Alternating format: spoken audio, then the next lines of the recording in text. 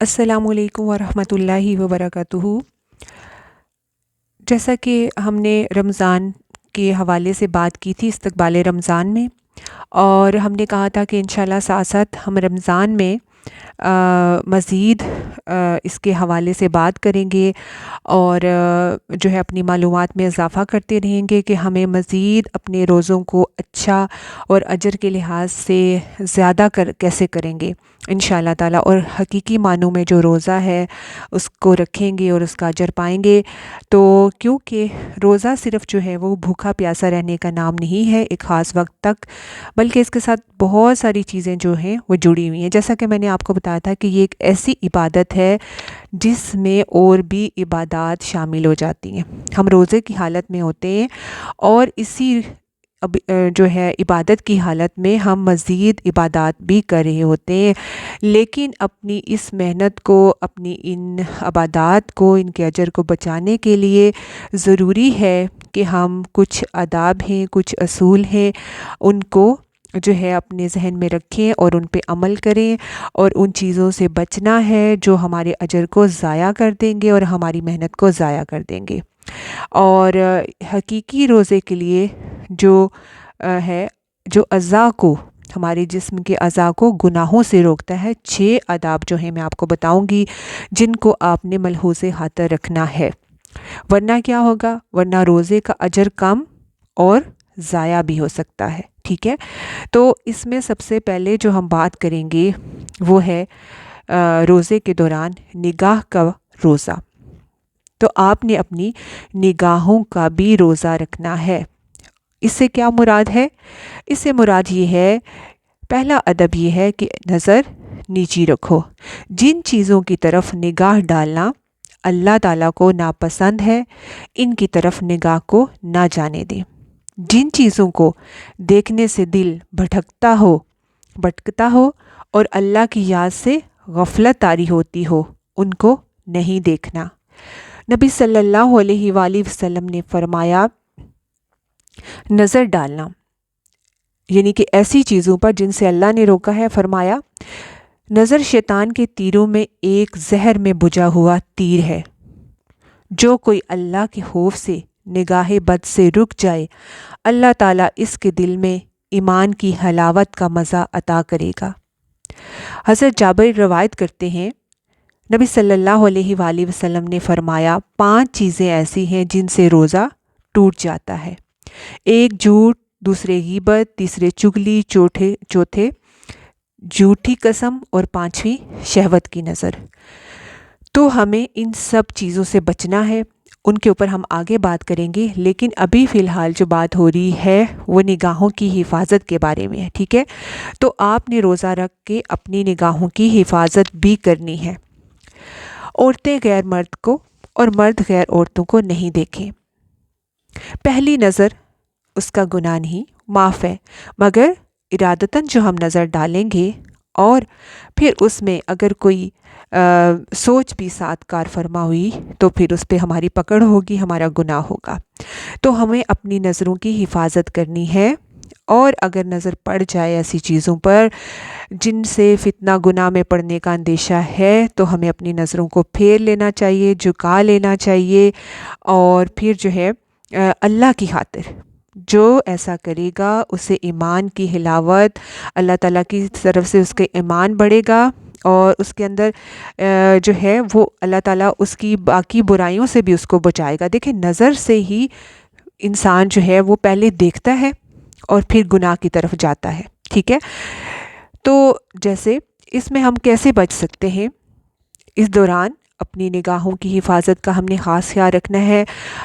ہم اپنے عام طور پر جن معاملات میں نظر کا بالکل خیال نہیں کرتے، اس میں ٹی وی ہے، ڈرامہ ہے، فلم ہے، ہم ان میں اپنے پسندیدہ کرداروں کو دیکھتے ہیں، فنکاروں کو دیکھتے ہیں، حسین لوگوں کو دیکھتے ہیں، اور دیکھتے چلے جاتے ہیں اور بار بار ان پہ نظر ڈالتے ہیں، تو اس سے اللہ تعالیٰ کی ناراضگی ہوگی۔ ہمیں بہت سے لوگ رمضان کے دوران وقت گزارنے کے لیے، روزہ گزارنے کے لیے کہتے ہیں کہ چلیں ٹی وی دیکھ لیتے ہیں، ڈرامہ دیکھ لیتے ہیں، موویز دیکھ لیتے ہیں تو ٹائم گزر جائے گا۔ یہ سب شیطانی جو ہیں وہ چالیں ہیں، ہیلے ہیں انسان کو اس کے اجر سے دور کرنے کے لیے. تو اپنی نگاہوں کو بچانا ہے، کیونکہ اس سے ہمارا روزے پہ اثر آئے گا اور ہمارے گناہ لکھے جائیں گے. اور جیسے نگاہ کا بھی زنا ہوتا ہے، تو وہ غلط چیزیں جن کی طرف ہماری نظر جائے گی، ہم انہیں دیکھیں گے تو ہمیں اس کا گناہ ہوگا. سحر و افطار کے وقت بھی آپ دیکھیں، اسپیشلی ٹی وی پہ جو پروگرام ہوتے ہیں، حالانکہ وہ رمضان کے حوالے سے ہو رہے ہوتے ہیں اور بہت سے لوگ انہیں نیکی سمجھ کے دیکھ رہے ہوتے ہیں اور الٹا گناہ کما رہے ہوتے ہیں، کیونکہ اس میں مرد اور عورتیں سامنے بیٹھ کے باتیں کر رہے ہوتے ہیں اور بے پردہ عورتیں ہوتی ہیں، اسی طرح آدمی بھی ہوتے ہیں. ٹھیک ہے، اگر عورتیں انہیں دیکھیں گی تو وہ گناہ کمائیں گی اور مرد عورتوں کو دیکھیں گے تو وہ گناہ کمائیں گے. تو ہم نے اپنی نگاہوں کی حفاظت کرنی ہے رمضان میں اور اس کے علاوہ بھی، کیونکہ اللہ تعالیٰ نے مردوں کو بھی نگاہ نیچی رکھنے کا حکم دیا ہے، اور اسی طرح سے جیسے مردوں کو نگاہ نیچی رکھنے کے لیے کہا ہے تو عورتوں کے لیے پردے کا حکم ہے.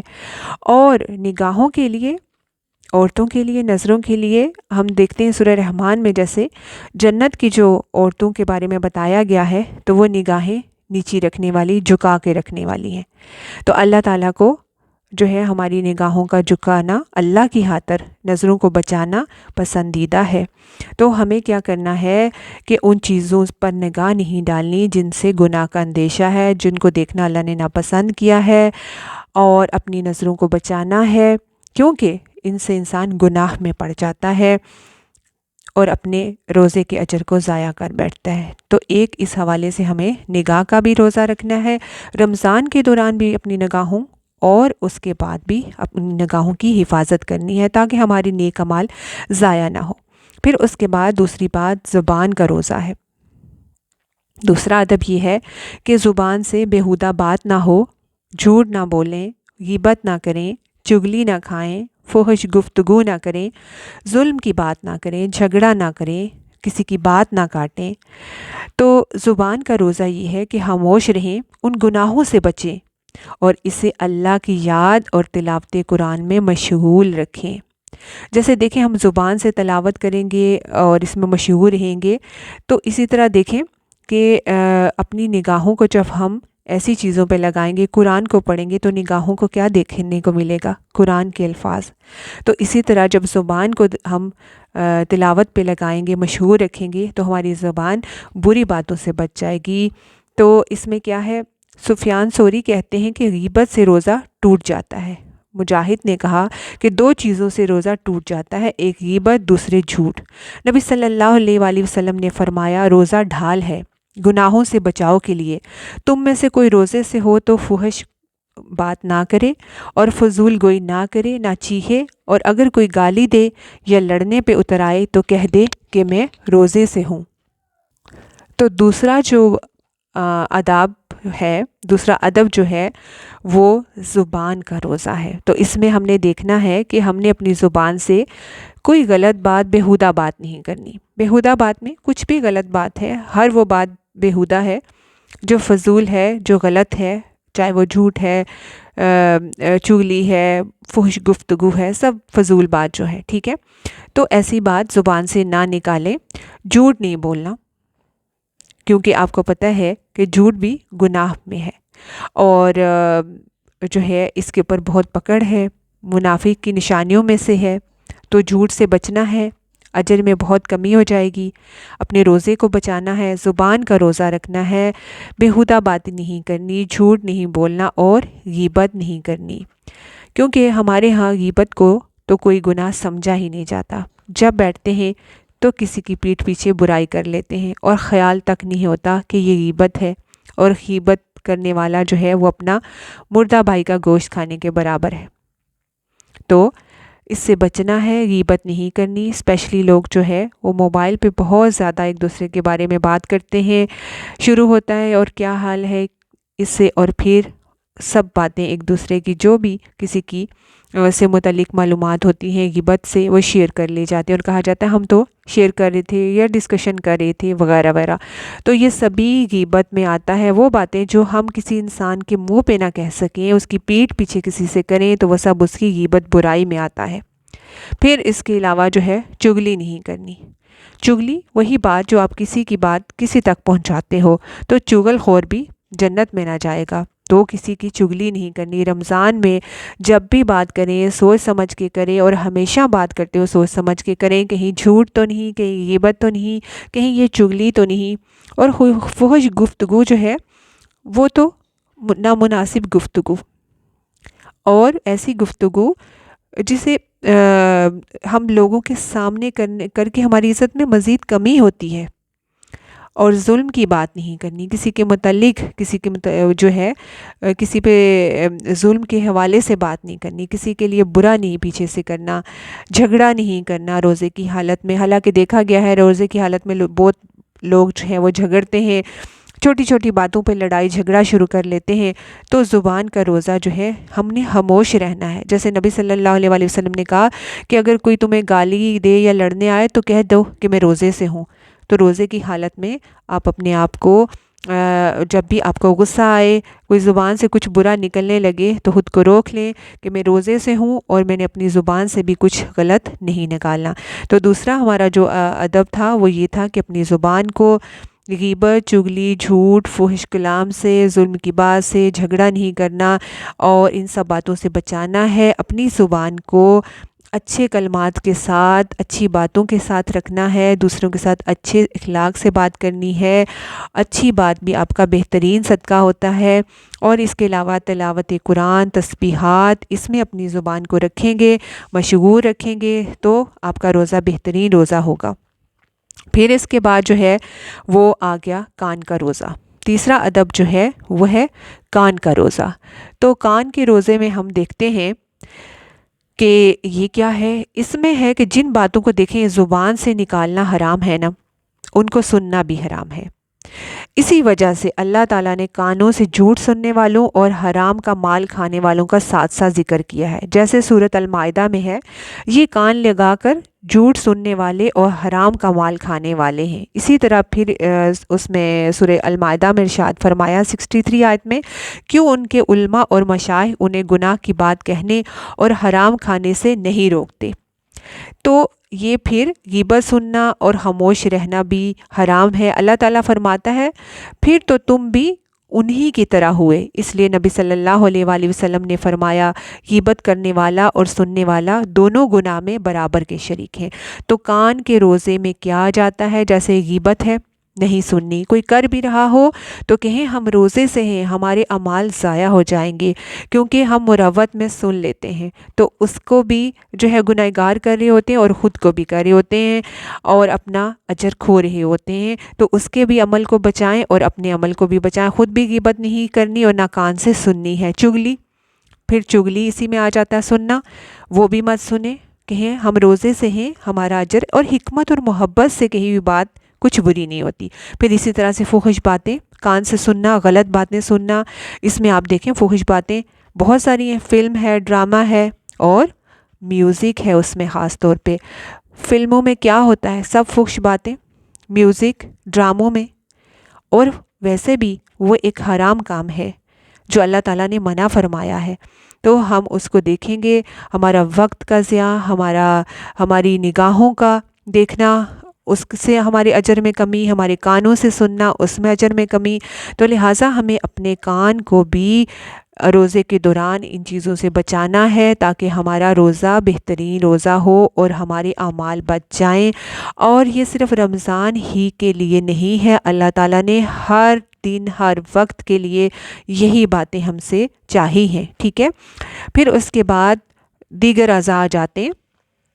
دیگر اعضاء میں جیسے ہیں ہمارے اس میں ہاتھ ہیں, پاؤں ہیں, اور ہمیں دیگر پورے جسم کو ہم نے اپنے گناہوں سے بچانا ہے. ٹھیک ہے. اس میں ہم نے اپنے پورے جسم کو گناہوں سے بچانا ہے. اس کے لیے دیکھیں ہاتھ سے اپنے آپ کو سوچنا ہے کہ میں کوئی گناہ کا کام تو نہیں کر رہی. کیا میں نے ہاتھ سے موبائل آن کر کے اور پھر کسی کو کال ملا کے میں نے کوئی غیبت یا چگلی تو نہیں کی؟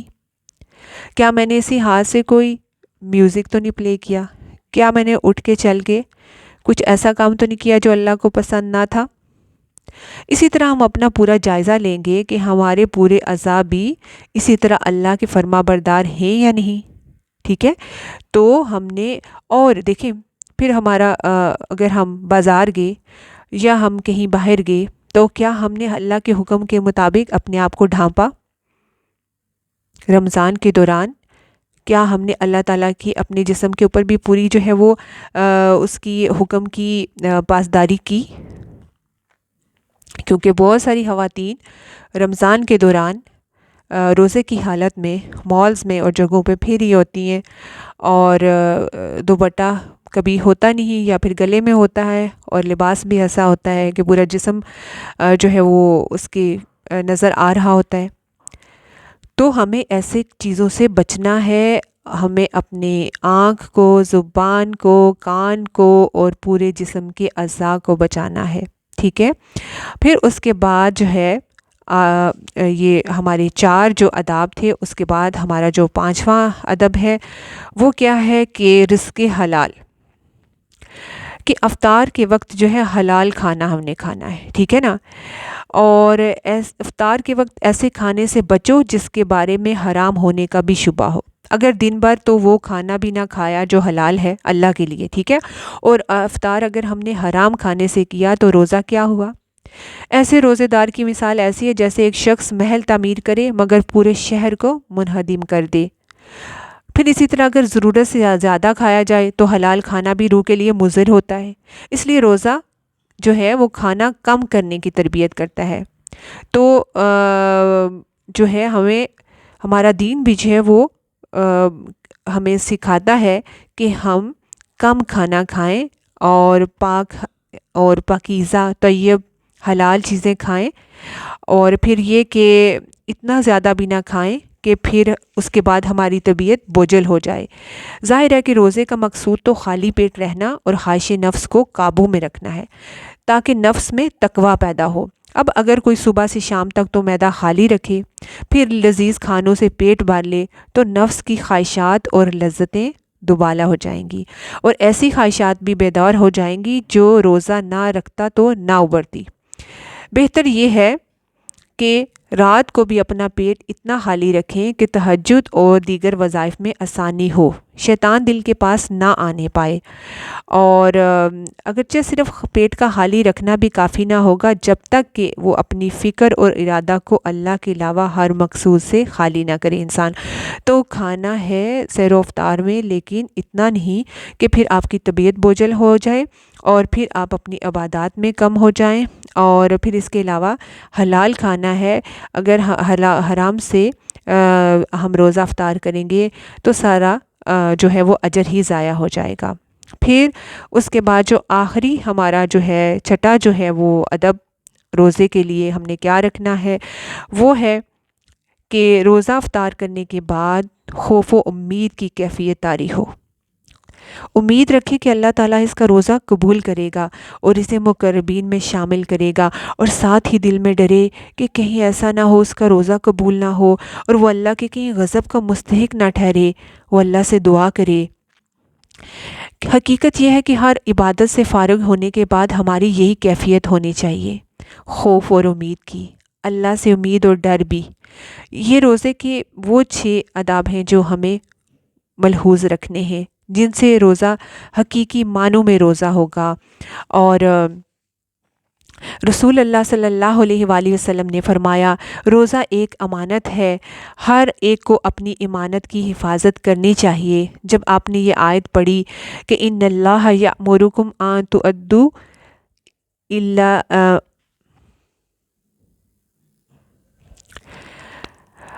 آپ صلی اللہ علیہ وآلہ وسلم نے یہ آیت پڑھی سورۃ النساء، اللہ تمہیں حکم دیتا ہے کہ امانتیں اہل کے سپرد کرو، تو آپ نے اپنے دست مبارک کو اپنے کان اور آنکھ پر رکھا اور فرمایا کہ کان سے سننا اور آنکھ سے دیکھنا بھی امانت ہے. ٹھیک ہے، تو کوئی اگر ہم سے بات یا کچھ کرتا ہے اور ہمیں منع کرتا ہے کسی کو کہنے کے لیے، یا ہم کچھ دیکھتے ہیں تو کوئی منع کرتا ہے ہمیں دوسرے کو بتانے کے لیے، تو وہ بھی ہم پر ہمارے لیے امانت ہو جاتی ہے۔ پھر اسی طرح رسول اللہ صلی اللہ علیہ وآلہ وسلم نے فرمایا، کتنے ہی روزہ دار ایسے ہیں جنہیں اپنے روزے سے بھوک اور پیاس کے سوا کچھ نہیں ملتا۔ تو بعض علماء کہتے ہیں کہ یہ وہ روزہ دار ہے جو حرام کھانے سے روزہ افطار کرے، یعنی اسے پھر بھوک پیاس کے سوا کچھ نہیں ملے گا، اس نے حرام سے روزہ افطار کیا تو اس کا اجر ضائع ہو جائے گا۔ بعض علماء نے کہا کہ وہ شخص مراد ہے جو روزے کے دوران طعام حلال سے تو رکا لیکن لوگوں کا گوشت کھاتا رہا، یعنی غیبت کرتا رہا۔ تو سوچیں، اگر آپ روزے کے دوران حلال چیزوں کو تو نہیں کھا رہے جو اللہ نے منع کی، لیکن جو حرام کیا ہے غیبت کو، وہ تو ہم کر کے کھاتے رہے گوشت کو، تو اس سے وہ بھی مراد ہے۔ اور بعض کی رائے ہے کہ یہ وہ شخص ہے جو اپنی اعضاء کو گناہ سے نہ بچا سکا۔ تو دیکھیں کہ اس میں وہ سبھی لوگ آ جائیں گے اس ایک حدیث میں کہ جن کو روزے سے سوائے بھوک اور پیاس کے کچھ نہیں ملتا، وہ لوگ جو حرام سے روزہ افطار کریں گے، وہ لوگ جو اپنے جو ہے وہ غیبت کرتے ہوں گے اور حرام کھاتے رہے۔ پھر اسی طرح دیکھیں، وہ اپنے اعضاء کو جو گناہوں سے نہ روک سکا، ظاہر ہے اگر اس نے صرف بھوکا پیاسا رہا اور اس کے ہاتھ بھی گناہ کرتے رہے، اس کی نگاہ بھی گناہ کرتی رہی، اس کی زبان بھی گناہ کرتی رہی، اس کے کان بھی برا سنتے رہے، سارا جسم گناہ کرتا رہا، تو سوائے بھوک پیاس کے اس کے پاس کیا اجر رہ جائے گا؟ اس نے تو سب ضائع کر دیا۔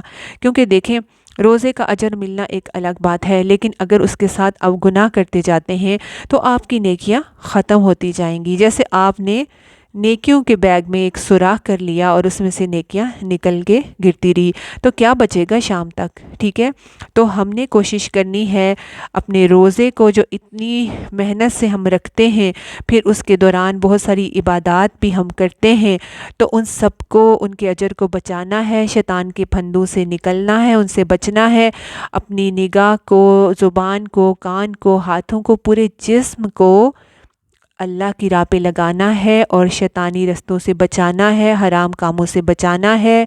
اور یہ صرف رمضان کے لیے نہیں، ہمیشہ کے لیے اللہ تعالیٰ کو ہم سے یہی چاہیے۔ اللہ تعالیٰ ہمیں صحیح سمجھ کی، عمل کی توفیق عطا کرے۔ مزید انشاءاللہ رمضان کے حوالے سے بات کرتے رہیں گے۔ السلام علیکم ورحمۃ اللہ وبرکاتہ۔